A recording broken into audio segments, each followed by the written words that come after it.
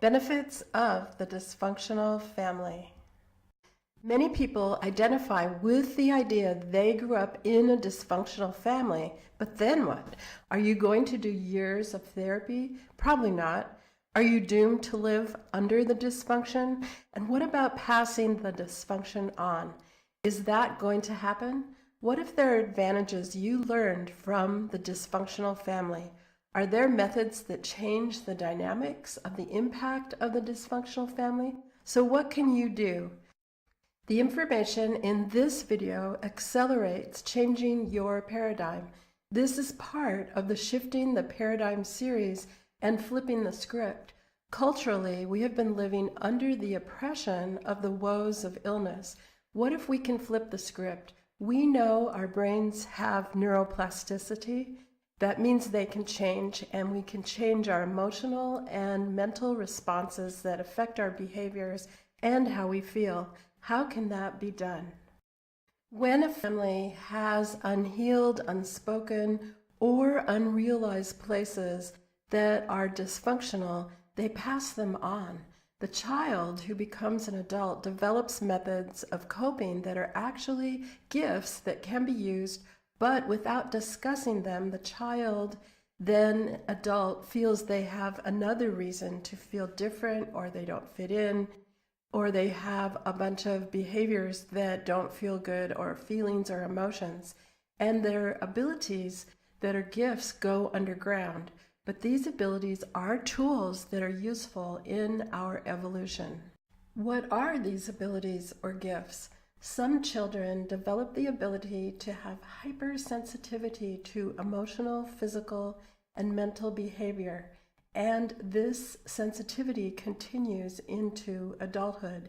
This means if the child knows a parent is moody, alcoholic, unstable, unavailable, angry, then they develop the ability to sense the differences when there are no apparent signs or even movement. So the parent may not demonstrate in any way what their mood is.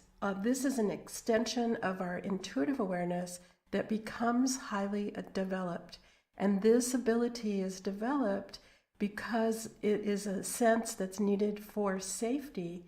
So this ability can be related to empathy, people who are very empathic, sensing the emotional, mental status of other people. Here is the true story of how dysfunction can lead to heightened sensitivity, so you can understand what I'm talking about.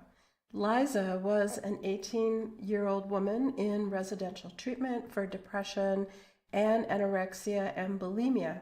Her depression and eating disorder were in part due to the relationship with her mother, who was often extremely angry and would take out her rage on Liza. As a result of these episodes, Liza became highly sensitive and attuned to her mother's moods, mental, emotional states for her safety. At the end of each workday, Liza's mother drove home into their driveway, and Liza had deciphered her mother's mood before her mother got out of her car. So this was a frequent activity that Liza took part in.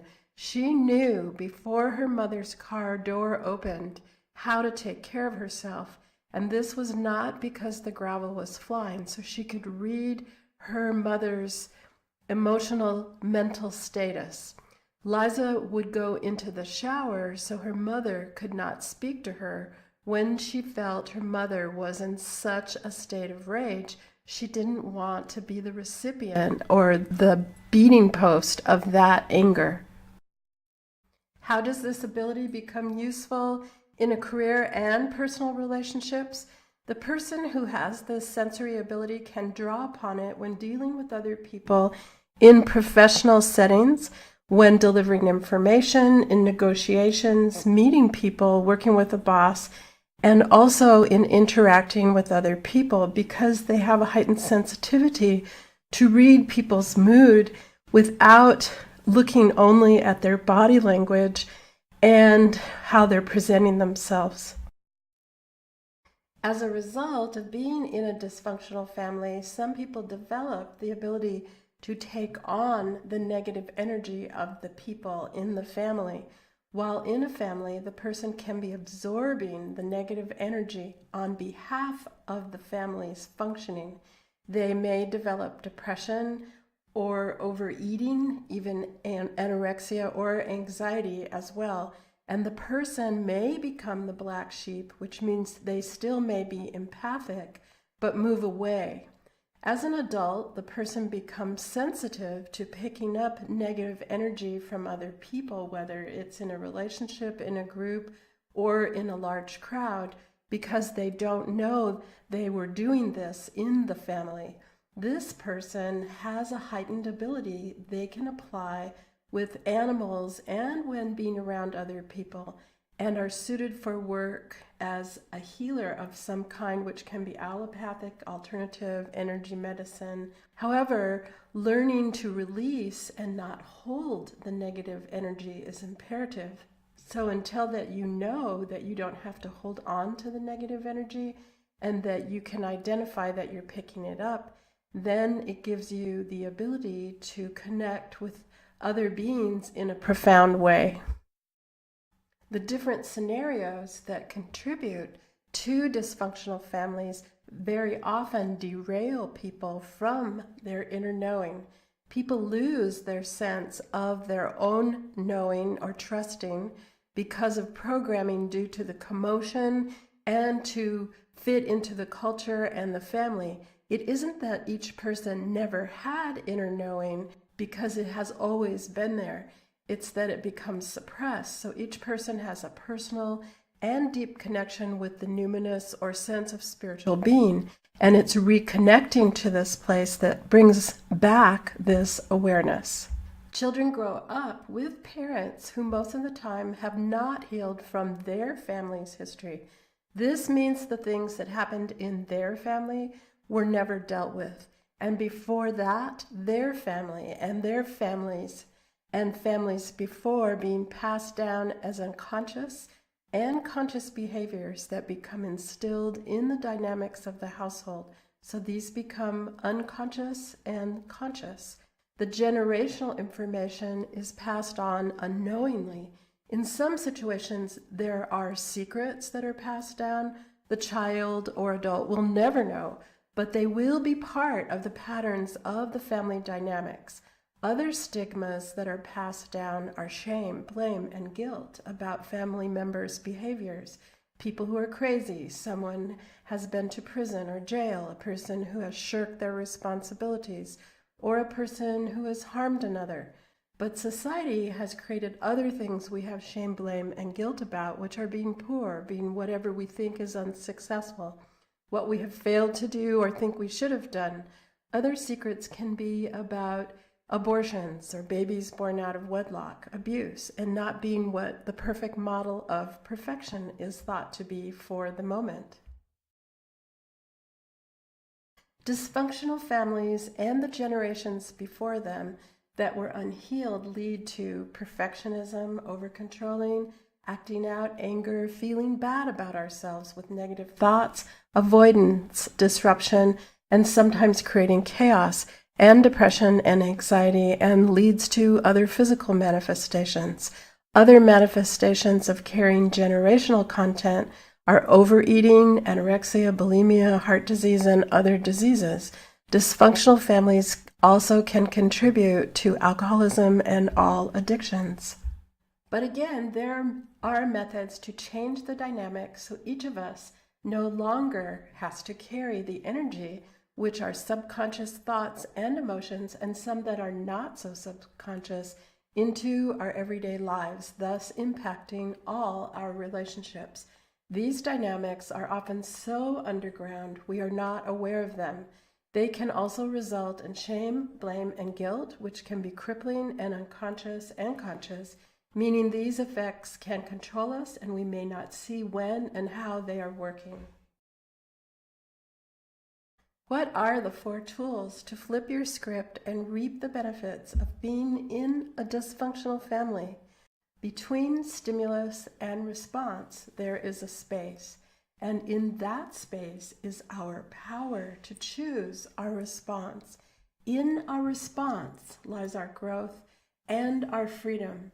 So how do we get there? And here's number one. Consider if you tuned into the mental, emotional status of the people who were your caregivers. Did you use this tool to navigate? Did you use this ability for your safety, like the example of Liza, to read the status of a room or a home? This ability to discern emotional and mental clarity of other people is sometimes also extended into a space, room, building, or even an excursion. Other obvious ways to apply this ability are to direct your awareness towards people you work with and in personal relationships. It's a detection tool that helps you navigate, and you can apply practicing this awareness in different situations. And there are methods that you can train to use this so you don't second guess yourself. In this process, you identify the location of your intuitive awareness, how you notice it within. This is being fully present in the now. And the question to ask is, where do you notice in your physical body your awareness or response to the stimulus?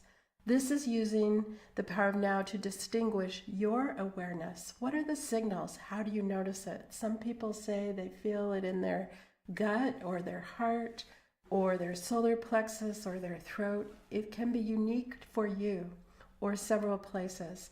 This process can initially be one of trusting, where you feel the awareness. This is a feeling and not an emotion, which is a response to a situation, whereas a feeling is an intuitive awareness. The first step is just noticing this body awareness. Then, the more you notice, the more you will notice when it occurs again. This is a trust process, so practice 3 times a day to check in and notice how you feel as a baseline, and then what you notice about situations. Often people from dysfunctional families do not trust their intuition, but relearning to trust their intuition gives credence to making more decisions based on this awareness. This process also helps to separate what is anxiety from intuition. Also, when we tune into our intuition for the cues, it guides us. We are also able to connect to joy and what leads us to our sense of purpose. Use this simple process over and over. Here is the second tool.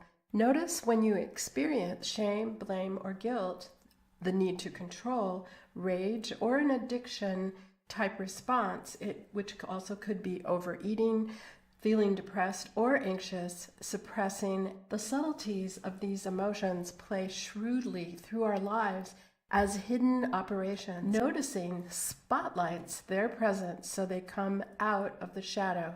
In this simple moment, there is power. That is power to notice. Each time you notice builds momentum and shifts the paradigm, and noticing interrupts the patterns. These are triggers that cause disruption, and you can bring them to light with practice. This is another tool of the power of now, breathing into your awareness and notice where you experience it in your body.